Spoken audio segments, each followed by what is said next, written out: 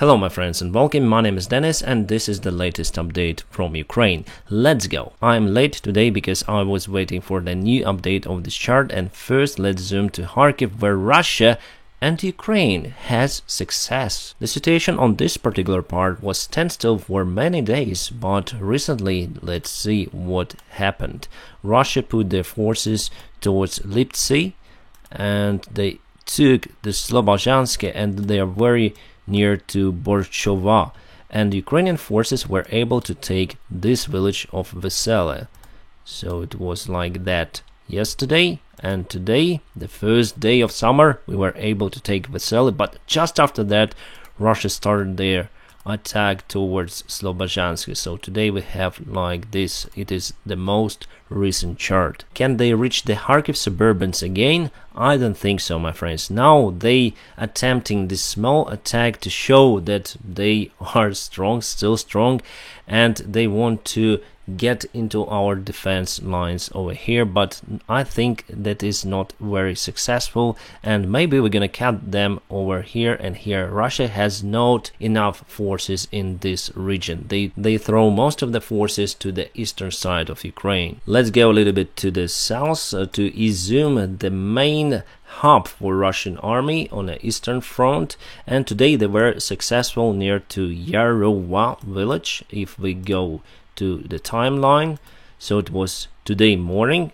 and now they took this part of the Yarova. Probably they're gonna move and take Sieverodonetsk and this village and Studenok, and mostly they put the forces on the northeast part from the Sieverodonetsk river. On the western part, Ukrainian army had success just recently. If we scroll back 2 days ago, this Velika Homoshevaha was under Russian control, and now it is under Ukrainian control, and the fighting is ongoing for this village. This village is quite big. And from Izum, let's go to the eastern part of the front lines. The hottest spot nowadays is Sieverodonetsk. Sorry guys, I forgot to put the bigger pointer, and this website seems to be not responding for the timelines, so I think it crashed. We have the error. Okay, the website crashed. Maybe it was some kind of Russian bot attack on the resource. While I am waiting for the military map to become alive again, I have some of the announcement on my channel for you, my friends. For now, it's just idea. I hope everything will be settled, and I'll have some of the presents for me and for you. Let me explain. Today I had the message from one of my subscribers. He's from Ukraine, so they went to the Kiev region, as you can see, devastated place, and they found the debris of the Russian fighter jet Sukhoi Su-34, one of the newest they have.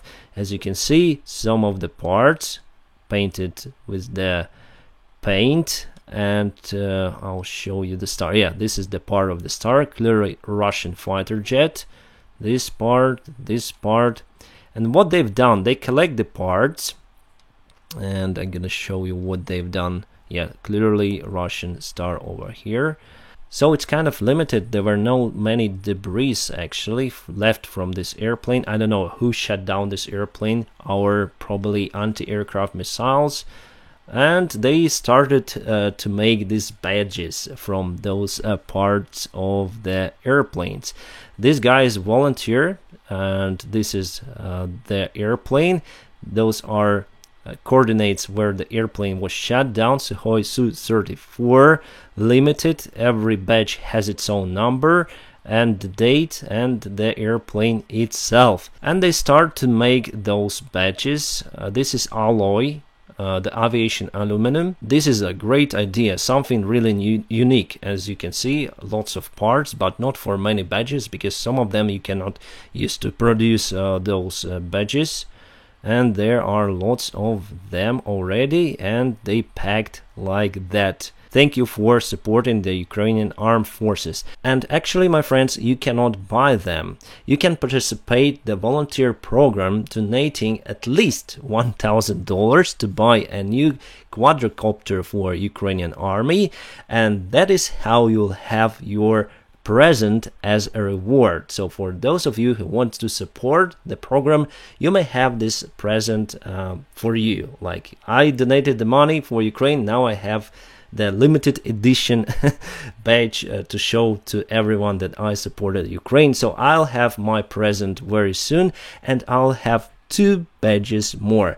One I will put as a giveaway, but only for my patrons, because my patrons support me a lot. So one to me, one to patrons, and the third one we're gonna put on action for everybody to purchase it. The money will be transferred for this fund for the guys to buy the drones for Ukrainian army. I think it's fair, my friends, because yeah, my patrons, you support me a lot, so the giveaway for you. I never done this before, actually. I have the other YouTube channel, it's pilot blog about the aviation, and I never done these giveaways, but I think it's a good stuff. You know, we're gonna give away 1 badge for someone on the Patreon, because part of the money from Patreon are also sent for to support Ukrainian people. So you have your badge because on Patreon you also supported Ukrainian people. I think it's quite fair. However, so far I don't have those badges, so now it's like an idea, my friends. And you may also put comments under this video. Maybe you know the better way how can we do it, but I think we have 3. One obviously goes for me because I'm a pilot, I'm an aviation enthusiast, and I want to have the one. And the other goes for patrons, and the other goes for auction. Did I spell it correctly? Auction. Yeah, auction. So probably we're gonna do it in that way. The final rules I'll announce a little bit later, then I'll have those badges with me. But it's really good that they have this, you know, it's really true that they cut this fighter jet, and yeah, even some with original paint. You see, original blue paint. Nice job. Something really unique, even compared to the stamp that is very popular, the stamp with the Russian warship that sank after 1 day the stamp was released. It's also iconic, but this, my friends, I think it's also the same or even better. Oh my god, it is great. Great idea. And here we have even the airplane registration, so you may see the history of this airplane. This part, as you can see, it's yellow, so some parts of the airplane are yellow and some parts are blue. Very interesting, my friends. I think it's awesome. But we have the tactical chart that can give us even more information. So if we go to Sieverodonetsk and Lysychansk, you can see that Russia was able to take the major part of the city, more than 50%. For now, it's for sure. The factory is still under Ukrainian control, but we have the fighting is ongoing. The airport is still belongs to Ukraine, and the only bridge that connects the Sieverodonetsk with Lysychansk is somewhere here, my friends, and it is still okay, so we can remove our forces, regroup them. What are we doing now, my friends, with the Sieverodonetsk, with other parts where Russia has advantage in their resources, in their weapons and soldiers? Well, we regroup. We are not retreating, to be honest, we are regrouping. Retreat is then you just run away to the open fields, but we prepare the other defense lines. What are we doing now is we are causing the severe losses to Russia, so we need to exhaust them, exhaust their resources. It doesn't matter how many tanks they have or soldiers, there will be some point that will have more resources compared to Russia. Then of course we'll have the Western weapons ongoing not by dozens but by hundreds. So yes, my friends, our command realized that now it's time to get out from the Sieverodonetsk. Then we still have the bridge to regroup our forces towards Lysychansk. Lysychansk has the high ground and you can actually counterattack the Sieverodonetsk. Then you have enough forces for that, and I think Russia wouldn't move towards Lysychansk because, as we know, there is the river and they cannot cross it. They have a very bad experience crossing the rivers. Here they push mostly from this point, and also they attack from the southeast of the part where they already crossed the river, so it's the main threat for Ukrainian army. Right now we need to concentrate. So far as I see, we don't have lots of forces on this part, but we have lots of them over here to secure this perimeter and this road that is used to supply the ammunitions and other stuff to Lysychansk. Here Russia was not successful as they were near to Sieverodonetsk, and now you can see it's mostly standstill. However, they continue to throw their forces here and there. They still have some of the reserves. They keep them for now, but probably very soon they're gonna throw them as well near to Popasna. Then they'll take Sieverodonetsk. This is the south part mostly. As you can see, we have some of the forces over here, quite a lot, I would say. There were some rumors that they tried to push towards Zaporizhia on this road, but we have 1, 2, and I would say the city is three defense lines, so I think they will be unsuccessful. Probably gonna push also from this road. And what I see, they are pushing from Stepnet towards Novomuhailivka, and we have these fires. It means that the front line is hot there, and they are pushing towards Vesela over here. So far unsuccessful. Alright, Mykolaiv and Kherson. I hope you can see the Mykolaiv under my image. And Kherson is over here. We have fighting ongoing at the front lines over there, and the main counteroffensive operation that Ukraine army started just recently towards Andriivka and Kostromka. Oh, we already took Bilohirka. That's good. That's good that we took this village, and it's kind of fast operation. I expected it to be over very soon. We actually took more than 15 kilometers of the front lines, and we are going down to the south to cut the northeast part of the Russian army from this supply lines. So probably gonna make it with the help of the weapons we'll have, and I don't know where we're gonna use them first, in Kharkiv or here.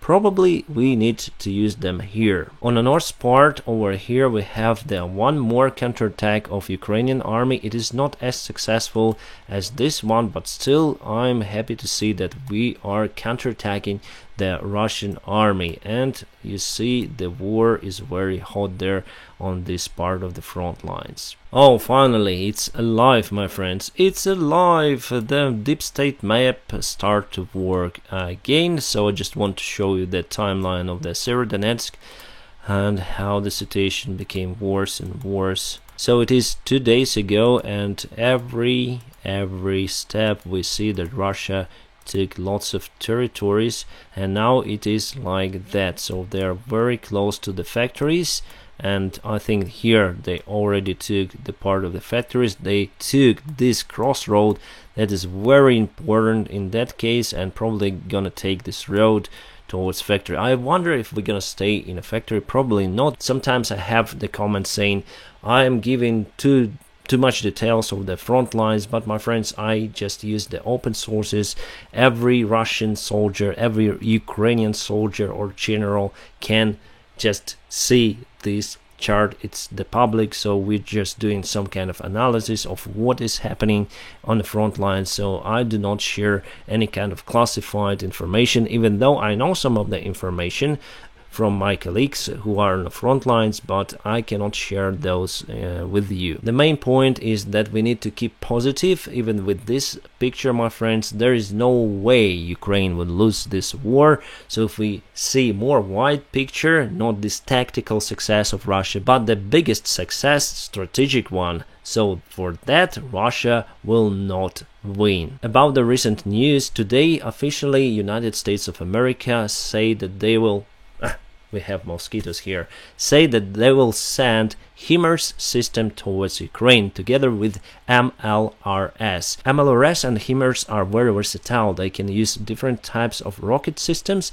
and we will have the standard multi-shell systems with a range up to 70 kilometers, but we may also get at some point the ballistic missiles, tactical missiles that have a range up to 500 kilometers, sometimes 300, sometimes 500, depends on modification. The main thing that will have those systems, and the rocket, well, it's not as big problem to supply the ballistic missile to Ukraine. And today we had some of the statements from officials in Ukraine and the United States, their predictions for how long this war may continue. Well, Antony Blinken said that it will prolong for many months ahead.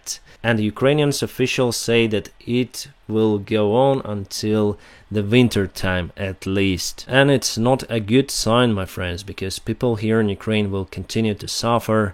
I'll be staying here with you for a long time, open the eyes to the world of what is happening in Ukraine. My friends, thank you very much for your kind support. Now press the like, subscribe to my channel, and also if you can support me on Patreon or PayPal. I temporarily lost my job, so I cannot fly the airplanes as I used to fly before as commercial pilot. Now the YouTube is the only source of my income, so thank you those guys who support me there on Patreon and PayPal. My friends, I wish you a peaceful sky wherever you are. Have a great time.